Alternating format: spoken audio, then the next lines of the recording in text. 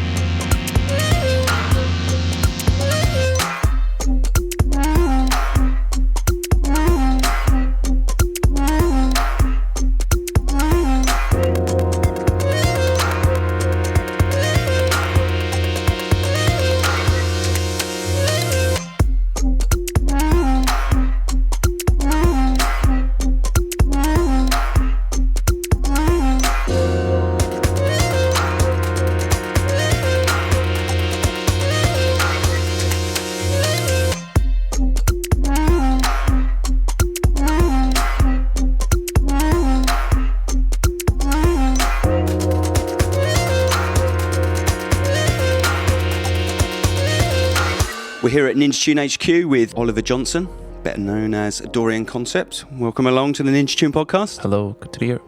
You've been playing out live a lot over the last few months, obviously promoting your album Joined Ends, which came out on Ninja Tune last year. We'll talk a bit more about that later. And your live performance, it's fair to say that got you noticed on YouTube and MySpace. Can you remember that time you were doing it? Did you expect the kind of reaction you got? It was one of the first things, surprisingly also, that I guess, helped me promote the live show or got people interested in wanting to book me.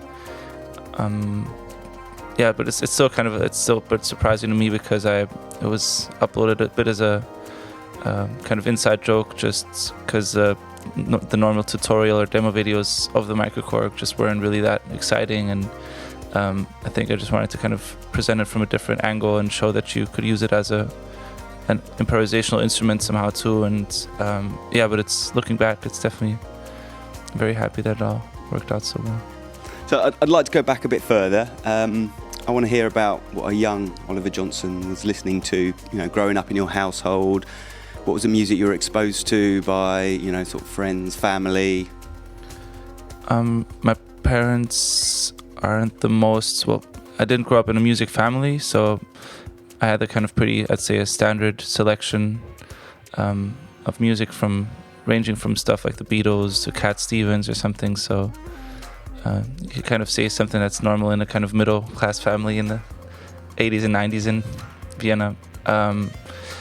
But I think personally the first music that I exposed myself to or that I kind of got through my basketball colleague, funnily, was more kind of street-based rap music, stuff like kind of EPMD and basically the more West Coast side of things, like the whole death row clique, like Tupac, and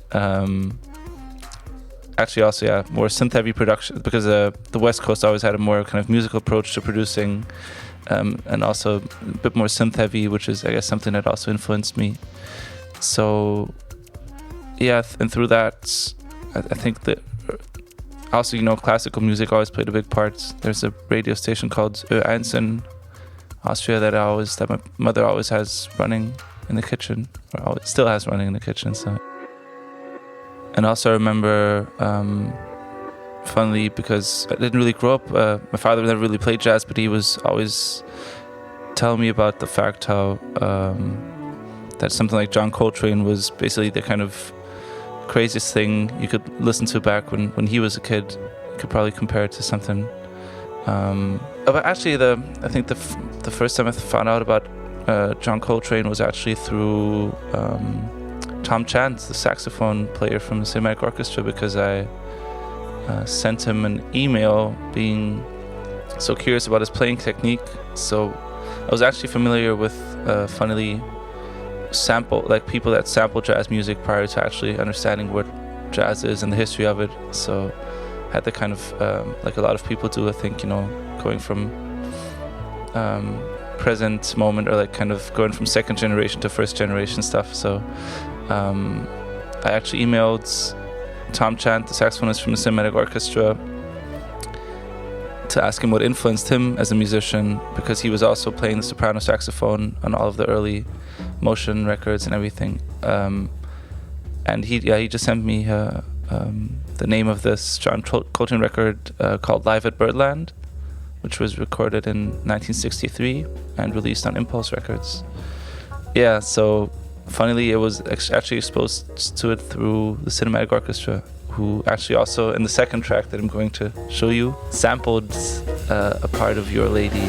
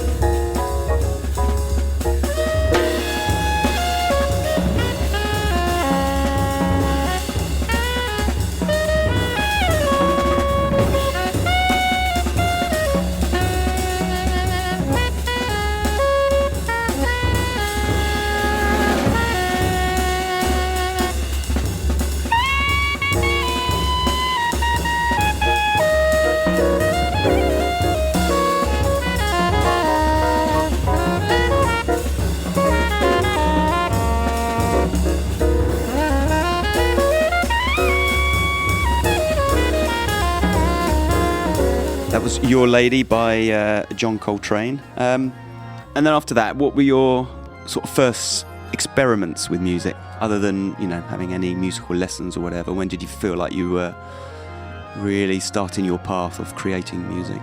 I got lucky on one hand because my piano teacher in Vienna, the first piano teacher I had when I was 6 or 7 years old, actually had quite an alternative approach to teaching.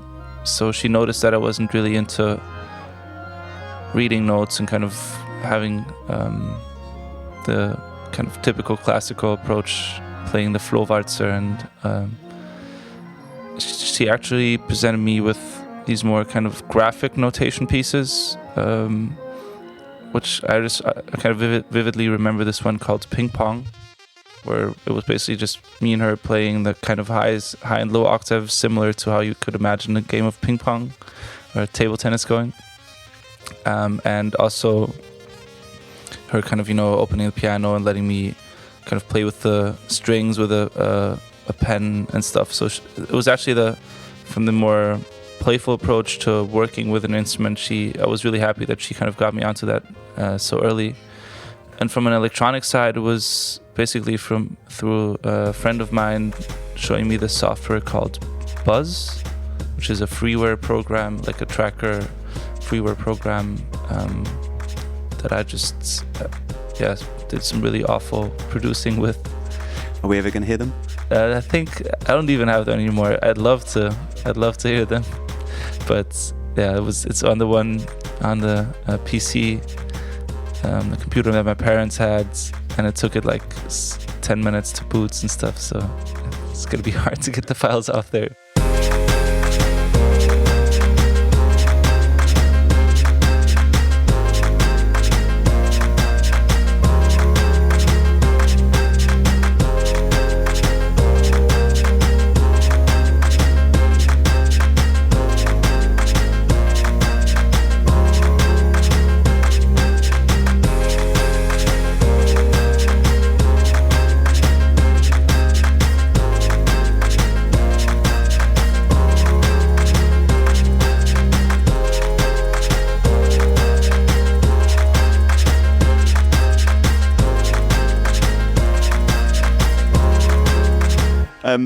Actually, your first productions that came out, what year were you properly sort of producing music?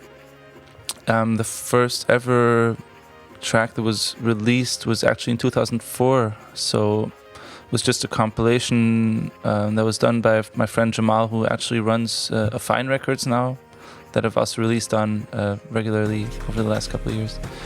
Back then he was part of a collective called Vitamin Source, and they released this compilation called Barracuda Astronauts. It was just a 4-track compilation of different producers from Vienna. And after that it was mainly digital and net releases, so which was also like an interesting time for me, because in the kind of early to mid 2000s, that was, prior to SoundCloud, I think that was the way to really kind of get your music out, and in some way also get you noticed, together with all the remix competitions that also, labels like Ninja Tune or everyone was doing. I was kind of participating in that, and also won 2 of those, one for Digital Midgets and one for Fat Cat, actually. So it was a kind of funny time, you had to get noticed differently in the kind of mid 2000s. So. Yeah, I wanted to ask you a bit more about the Affine record label. There seems to be a great little community there of people, and obviously with Sid Rim on it and the Clonius and others. What's the scene like in Vienna, or what was it like certainly when you started releasing? What were your influences from within your city? And yeah, it's definitely like a collective effort, I think. Kind of looking back, I think 2004, when we were just doing nights there, kind of DJing regularly, and I think the mid 2000s it was a weird time for electronic music, because I think even us as teenagers, we felt like we were mainly listening to like late 90s or early 2000s stuff, and there was this kind of hole where no one really knew what's going to happen with all this, and so yeah, I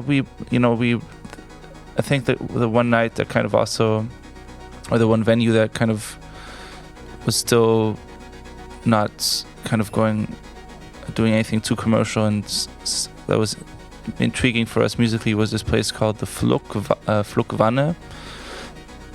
It's right by by a big railway station in Vienna, and they were inviting people like Luke Vibert or Kid Koala actually played there too. They were doing these weird breakcore nights and noise nights, and it was just this like a very interesting venue where they had loads of people pass and come through. So it was just kind of at some point clear to us that we wanted to do something similar to what was going on there, just with local artists. And yeah, it's nice to look back and see how it grew. And did that record label kind of grow out of that? Oh, I think it's just one association I have now. But basically, the label grew out of Jamal. I think just seeing that there's so much potential, because both me and Paul and Clement, Sidrim and the Clonius, we started all producing pretty much around the same time. Then we formed this band JSBL, which I'm also going to play a track of later, in also around in the mid 2000s, and we all kind of knew and had friends that were also producing. And at some point Jamal, I think, was just smart enough to kind of see the potential in all of it, and also the attention that it kind of deserved, or that he thought it would deserve. And it's nice to look back and then see that, for example, December last year, we threw an event in Vienna that was sold out with 500 people, and just to see stuff like that happen, where we just kind of started off DJing in kind of small cafes and everything. Well, let's have a listen to that. It's JSBL. JSBL, exactly. What's the name of the track? This track is called Rekindle of the Libido.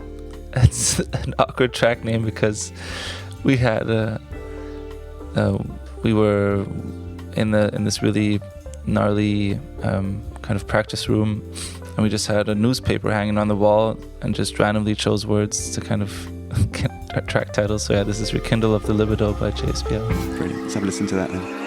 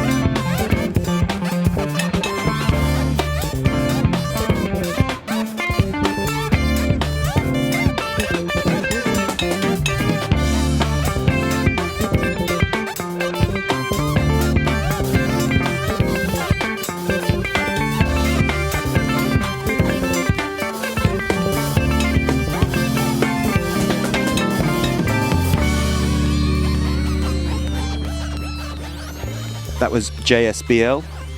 What year was that from? Oh, that's a good question. I think that must have been 2008 or 9. I'm not sure yet, but I'm assuming that it's 2008. So you're still coming out with stuff under your own name at this point as well? Yeah, exactly. The first ever release on Affine Records was actually a solo thing, a solo EP called Maximized Minimalization. And so yeah, the JSBL record that we did was the second thing, just released on CD and digital. And then you had an album out on Kindred Spirits. Was that just after the EP? Yeah, it was around that time. It was, I think, around 2008 or 9. Due to the fact that people like Benji, B, and Giles were playing my stuff. Well, actually, the first person that ever released something kind of like the first international release I had was actually through Domu's label back then, Treble O. It was him and his colleague Shifty, I think that's just the name I remember now, who did they did this really nice compilation called Here Comes Treble, and it featured artists like Daedalus and Lucid. And it was also, I think, when the first kind of people were getting interested in the more instrumental side, the instrumental kind of the post-Dilla wonky aesthetic or whatever you want to call it. And I somehow kind of slided in through that part of the electronic music world. And they were actually the first one to put out a 4-track EP, also just digitally. And then people started playing it over here in the UK, and that's when I kind of got noticed more and more internationally also, and just had a big run of releases because there was also something like kind of, I think at first I was just getting so excited about putting out records that I didn't really think about it being too much. And that first album, sitting down to write that and release that, obviously doing an album compared to the releases here and there is a different process. Was it harder for you, or were you very productive at the time? It was just very productive at the time. I was finishing my school in Salzburg, and basically was just doing music the whole day because I was studying sound design and music production, so it kind of tied in well with what I was studying. And I just remember actually also with Kindred Spirits, we also just wanted to release an EP, but I kind of got pressured a little bit into not pressured, I just kind of got, everyone told me it's better if you do an album, and then I was like, yeah, let's do an album. So it just kind of happened. So looking back for me, it feels more like a kind of compilation of tracks that I was doing at the time. But it's also, on the other hand, it was very good that it happened, because it always gives you just a kind of, people perceive you differently if you have an album out, and then you get booked to different places and stuff. So it was good at that time to just, I guess, peek out a little bit more. And that the Trilingual Dance Experience EP, again around the same time, that literally, or both tracks, Tropical Hands as well, both tracks seem to be literally played by everyone. What was the feeling like with that? You'd had a few releases, you were getting played obviously, but it seemed like everyone was playing that. Yeah, that was definitely, I think that especially also from a UK side of things was one of the breakthrough moments somehow, because I just remember sending it to like 4 people, I think.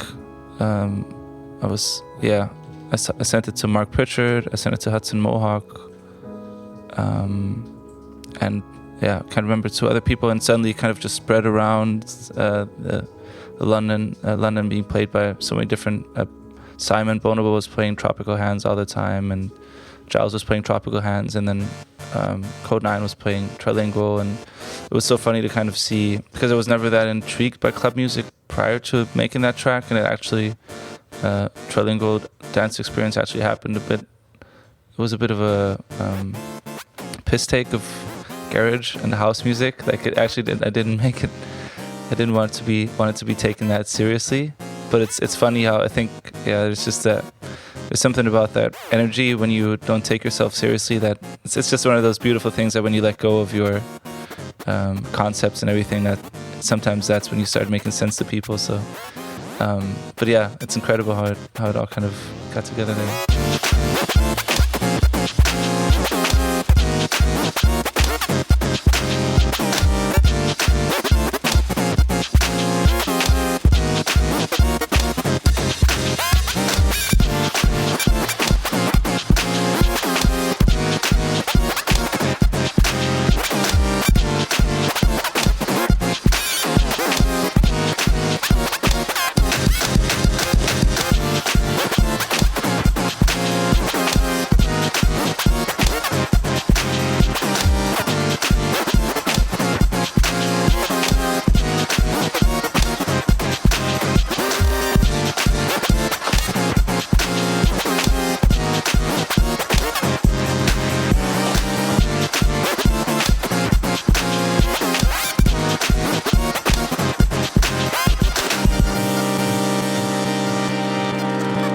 You've also got a strong relationship with the Red Bull Music Academy. Obviously, you went along.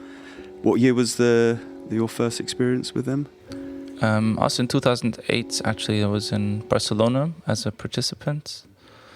And yeah, ever since, I've kind of it kind of grew naturally that I've been over there in the studio team the last 3 years. So the edition last year in Tokyo, and the edition prior to that in New York. And then there was a 1-year break because they had problems with the building in New York. There's always, need another fire exit here or something. So New York's a tricky place to get stuff done in. What's your position with them? Because you obviously went this as a participant, but are you kind of like a mentor for people there? What's your role? Yeah, the studio team role, it's kind of pretty, it's just as on one hand, you do take care of technical side of things. There are these studios that all the participants work in over the 2 weeks that are there, and on one hand you just kind of have to make them feel comfortable with the equipment. If something doesn't work, you help them out with things, and so there's a kind of sheer technical side of someone managing the studios, but then there's, I think, also like a bit of more of a maybe mentor side of it, like you kind of just try to tell them what you went through musically and how, so both from a production side of things and also just from the experience side of, on one hand, knowing what it's like to be a participant at the academy, but on the other hand, just being in the music industry somehow, I guess.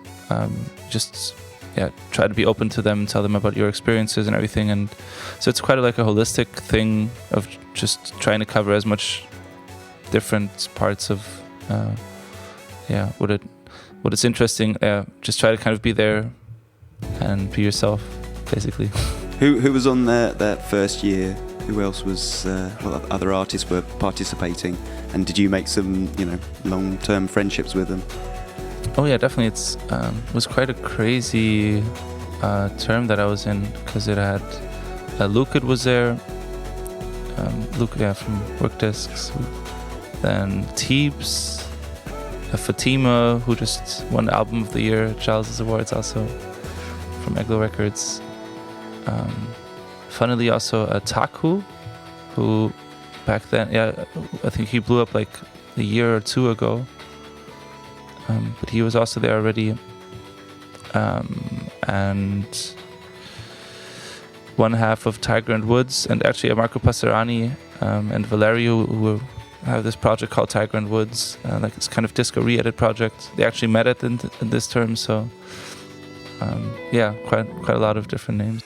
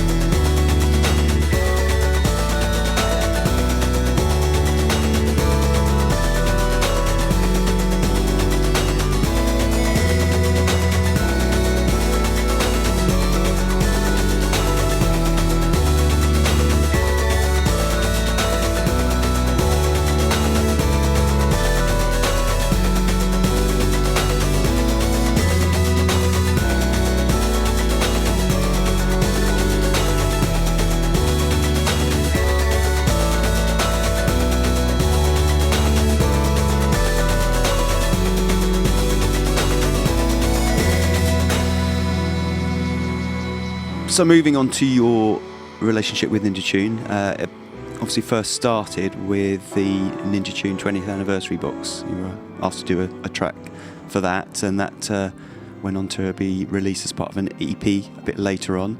And you've already mentioned, but you obviously worked alongside Tom Chant and Cinematic Orchestra. How was that? So yeah, the whole Cinematic Orchestra thing actually also happened because their manager, who I've also been in contact with due to knowing Flying Lotus, or having met Flying Lotus in MySpace back in like 2008, and having been on kind of mutual tours and stuff. Yeah, we just kind of got linked in around 2011 when they had the show at the Royal Albert Hall at the kind of 20-year Ninja show. It was where I presented the Tears Taste Like Pears EP with a kind of string quartet and Clement Sidrim on drums. That's actually where Jason and me met the first time, and a year after that he was planning this release. I think it's the first in the In Motion series where he invites artists to basically do a new soundtrack or a soundtrack to a movie with no sound, like either a silent or art film or something, and to then kind of have that be premiered at the Barbican. And yeah, I chose, or actually Jason also sent me this two movies by an Austrian experimental filmmaker called Peter Czerkaski, who gladly approved of me doing this at some point. And yeah, it was a really interesting thing because, especially at that time, after the whole trilingual thing happened, and also with her Tears Taste Like Pears being more of a club-heavy record, I was getting kind of interested in doing something different again. So I guess timing was kind of perfect to just go and explore something a bit more, I'd say, less clubby, and it was nice to be on stage and not have to make people dance. So.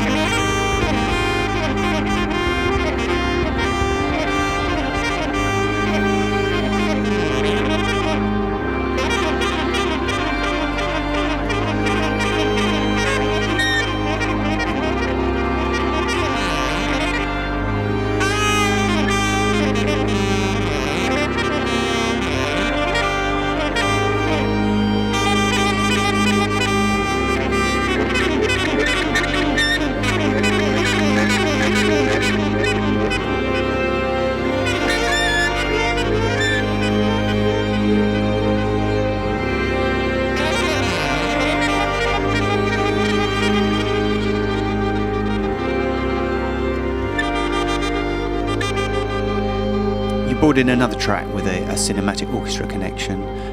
What track's that? Yeah, basically it also ties in well with the John Coltrane, the You're a Lady track that I played before, because it's funny. Yeah, it's actually a remix that Jason did for Coldcut back in, I think, must have been 98 or something, if I'm not mistaken. It was on the remix album for Coldcut's album Let Us Play, which was called Let Us Replay, if I'm not mistaken. And yeah, it's crazy to be here in Space Lab with the original Coldcut sign back there. Because yeah, and that was the track where that actually initially got me to the Cinematic Orchestra, and yeah, so we could play Coldcut's Return to Margin.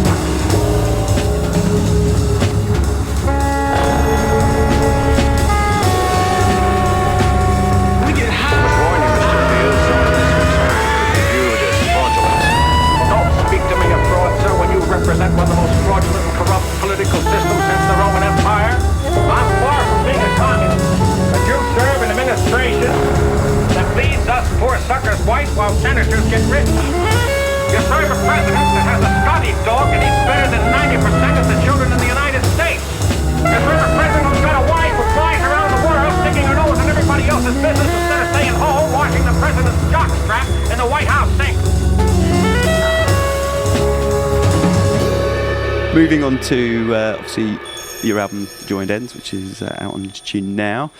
The microchord was obviously a signature piece of kit for your previous work, and you kind of put this to bed for this album. What was your thinking there? I mean, does it still appear at all? Just in a live show. I think it was basically when I started working the album was around 2011 or 12, actually, more. So I've been working with microchord for 7 years prior to that, and just at some point it was just hard to get anything interesting out of it, sound-wise and aesthetically. So yeah, it was just, I still love playing with it because I've gotten so used to it, and it really just feels like kind of like an extension of my body somehow. But I think production-wise, when you're in the studio, at some point, there's with an instrument like that, of that kind of size, and I guess it's limitless, the options, but with the microchord, there was just nothing I could really do with it anymore at that time. So I just invested into some new gear. I got there's a shop in Vienna called Wavemeister that really started focusing on old synths and vintage guitars and everything. So I was happy enough to know them and just be able to try out all these different synths, and then just invested into some new gear, got like my own little studio flat, and just started working on a new record. Cool. And was it hard finding another piece of kit? As you say, it was an extension of you, practically. Not really. Like, I think I'm always a person that kind of overstays his welcome when it comes to creative decision making. Like, I always take my I'm definitely, I think that's an Austrian thing, maybe, because one thing that's essentially different about a Viennese cafe and the one in London is when you finish a coffee in London you leave, and in Vienna you stay for another 4 hours, do nothing. So yeah, it was about time. I could have done it a lot earlier, actually. So what pieces of kit appear on the album? It's from the kind of monophone side. It's a Moog Prodigy, an SH-101, and a Korg MS-10. And then I have one polyphonic synth that I used, which is a Jupiter 4 from Roland. And then also from a more, also an electronic side, but still a kind of analog, or still an acoustic instrument too, is a Wurlitzer electric piano and a glockenspiel, and one microphone is basically, that's been the main instruments. Yeah, and your vocals appear as well.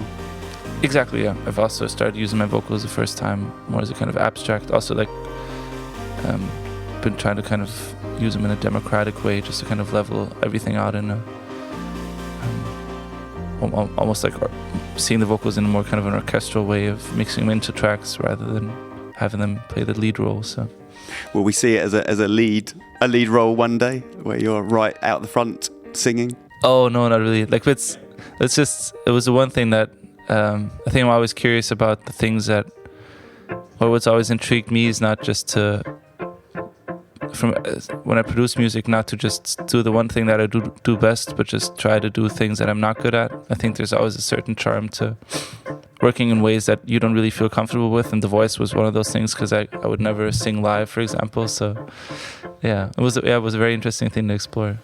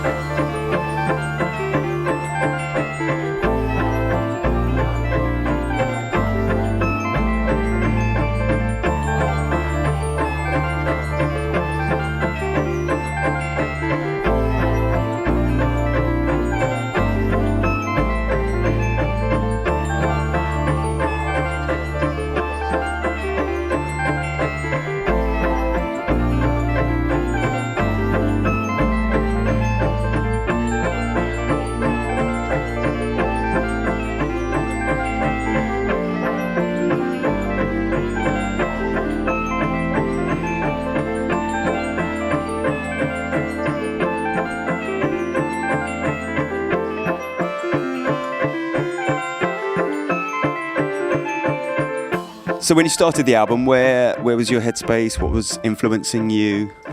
Actually, when I started off with the record, I think one thing a lot of artists do is they kind of ask themselves what the record is they want to make, and in my case, that also had to do with just kind of exploring the records that I know and that I highly rate.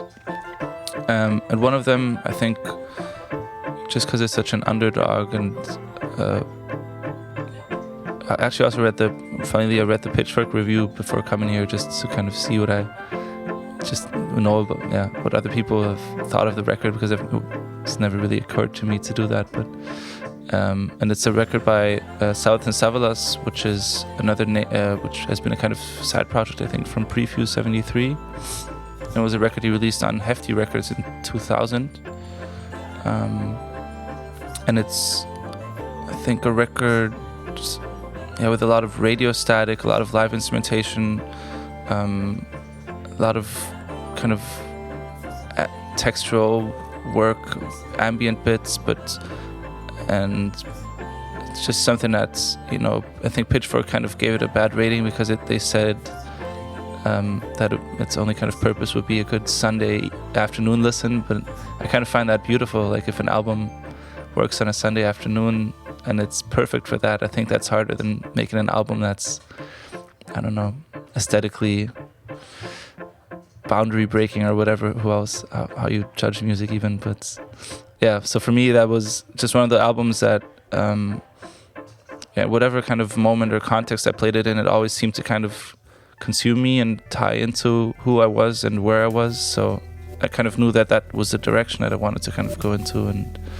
so yeah, that's also why I brought this track, Slabulas, from Savath Savalas.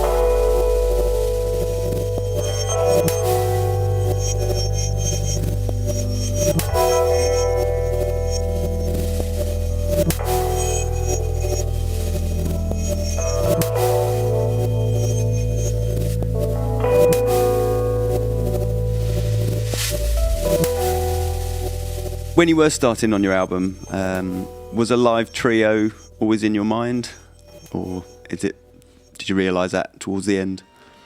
I think for me it was always clear that at some point it's just a question of who's going to kind of do it first, if it's going to be us with going back on tour as JSBL, or if it's going to be just a new project that we're starting. But it was just the first time that I think all of us knew that we wanted to just get back on the road and just play kind of instruments again, because I think as an electronic music producer, sometimes it can be a bit, especially when you also are an instrumentalist and when you know how to play an instrument, you'd sometimes just get a bit bored of having to take care of everything. So you just want to be the keyboarder, you just want to be the drummer or bass player, and it's there's a certain beauty to just kind of, you know, being part of an entire thing. And so I think with the album and the live show, it was just the first time also that it made sense to kind of translate it into something else, because I think my solo live show, which was always based on just me standing there with a laptop and this microcorg, just didn't really suit the kind of aesthetic of the album, or it was hard to kind of translate what the album was about with that live show. So it was, gladly it was the first time that it really also made sense, and that it worked out too. So was it easy to translate live? Obviously got such a history playing with the other members. Did it come together quite easily? Yeah, actually, I think we worked on it for about 4 weeks. So we had like a month in summer. We split it into like, the first 2 weeks we were working on a live set that we just discarded. So actually we kind of figured it out in 2 weeks. The one thing that I had to get used to was the live looping thing, which was kind of new to me, because it's basically like having to record a perfect take every time you play, because once you're off it, the whole track sounds a bit jittery and weird. And does it ever go wrong? Yeah, it does go wrong, but I think that the charm to the whole live set is actually the moments where you kind of notice the errors, because I think if you play a perfect live set, it's basically just like listening to the album, so that kind of makes it boring again. So the errors are where it's at somehow. But yeah, it's taken 2 weeks to kind of get it done from a technical side and everything, or like a month. But then it definitely took us like 12 shows to feel properly comfortable with it. How does it compare when you're from doing your solo, playing live, to playing with a trio, playing your music, and then to playing with someone like Fly Low, where you're, you know, essentially playing someone else's music? Yeah, it's definitely, those three have shows that all have completely different kind of. For example, the solo show is like, I think, the most natural thing to do for me, because it's ever since I'm 19, so basically for like 11 years now, it's just something that kind of became part of me, is to just a simple approach of just having a backing track and playing over it has always just been kind of the most fun. And it feels like it's kind of the way that I would see, it's like my kind of way of DJing somehow, weirdly, like with all the kind of delay stuff I do too. It kind of reminds me of scratching sometimes anyways. So it's, the trio show is different from that, as mentioned before, just because it's nice to just kind of be the keyboarder and focus on the, you know, harmonic side of things and textural side and building melodies. So it's nice to just have like this one responsibility. So kind of it's more like factory work somehow. We just take care of that division. And with the Flying Lotus show, that was definitely one of the trickier ones, because both me and Richard Spaven were joining into his already kind of existing solo show, so we just kind of had to find our little spots and places where we could fit in, and he kind of played a different set every night, so it was like a kind of mental thing it was like improvisation, really interesting, because Steve's tracks are already so densely produced, and when you need to find spots, like kind of a couple of notes in there without ruining the kind of vibe of the whole thing. Yeah, but that was a great thing to do too.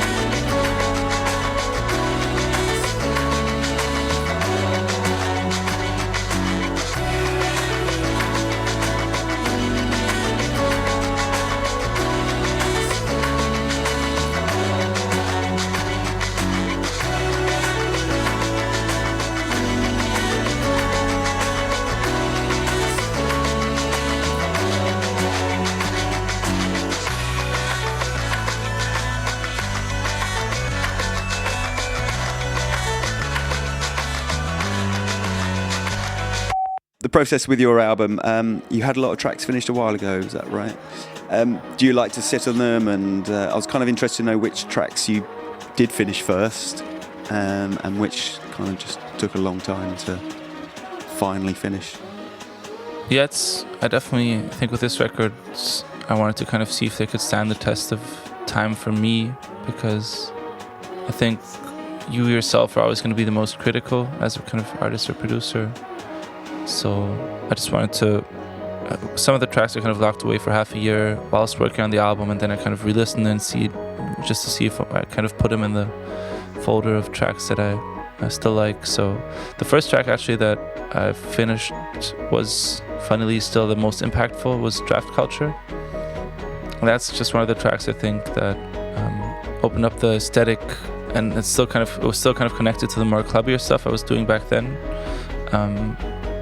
But yeah, for me it was just important to take my time and not to feel too worried or kind of pressured by the fast times we live in right now, where people try to throw out something regularly just to kind of stay in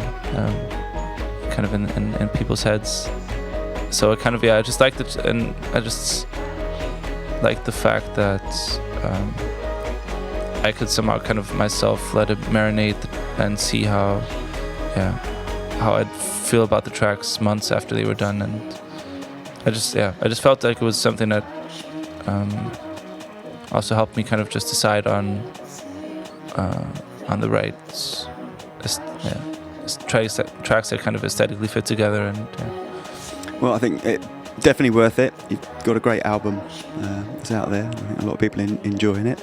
And I just want to say thanks very much for coming in. We've still got another track you brought in. Can you tell us about that? Yeah, it's a track by Dimlite, who just started bringing something from a contemporary artist that I rate highly, and a good friend of mine as well. Dimlite, who's a Swiss producer or a Swiss artist. It's been also releasing music since around 2003, I think now. And just thought it would be a nice track to kind of end the podcast, also especially because it's called Ganotron, and also definitely an artist that's been very influential to me. Here's Dimlite with Ganotron. Brilliant. Well, thanks very much again for coming in, and thank you. Joined Ends is out now on Ninja Tune.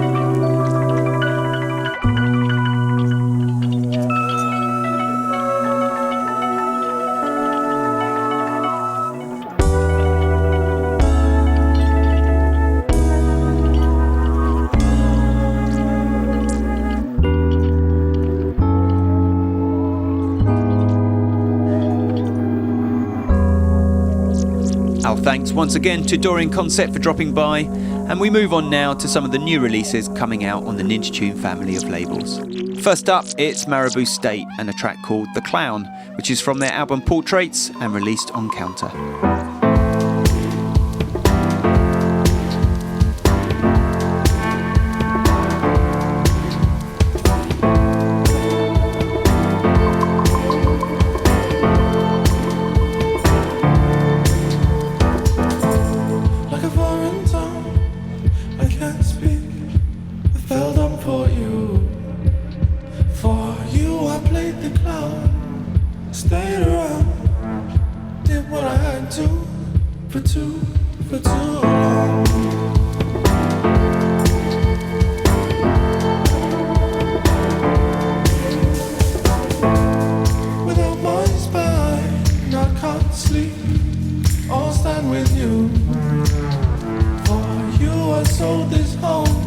For dust and stone, I did what I had to for you.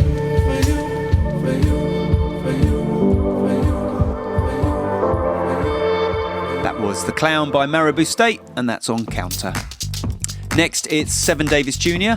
with a track called Sunday Morning, and that's from his new album Universe, coming out on Ninja Tune. Bet you never had a love like this before. Bet you never had a love like this before. Bet you never had a love like this before. I bet you never had a love like this before. Bet you never had a love like this before. Bet you never had a love like this before. Bet you never had a love like this before. Bet you never had a love like this before. Bet you never had a love like this before. Bet you never had a love like this before. Bet you never had a love like this before. Bet you never had a love like this before. Bet you never had a love like this before. Bet you never had a love like this before. Bet you never had a love like this before. Bet you never had love like this.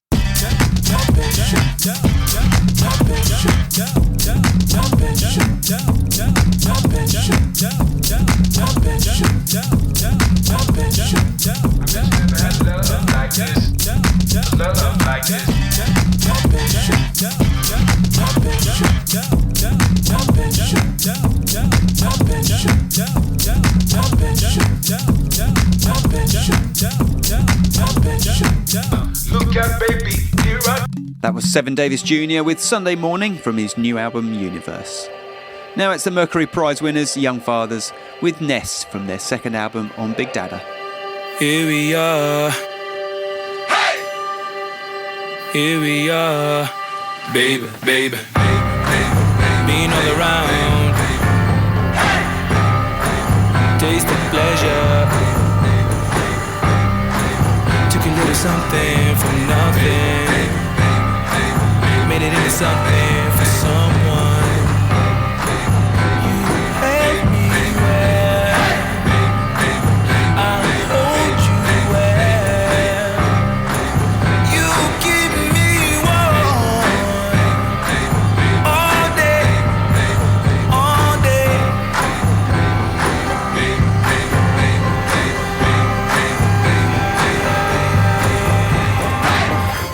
That was Ness by Young Fathers, and we move on to Brainfeeder artist Kamasi Washington and the 14-minute long Rerun Home.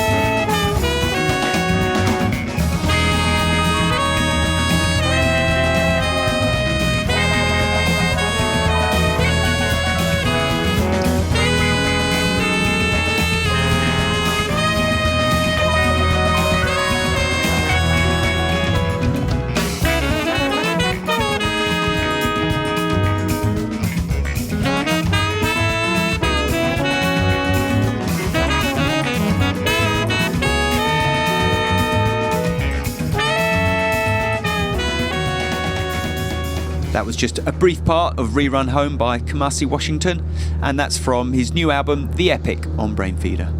Finally, it's Lee Bannon with Artificial Stasis from his second album on Ninja Tune.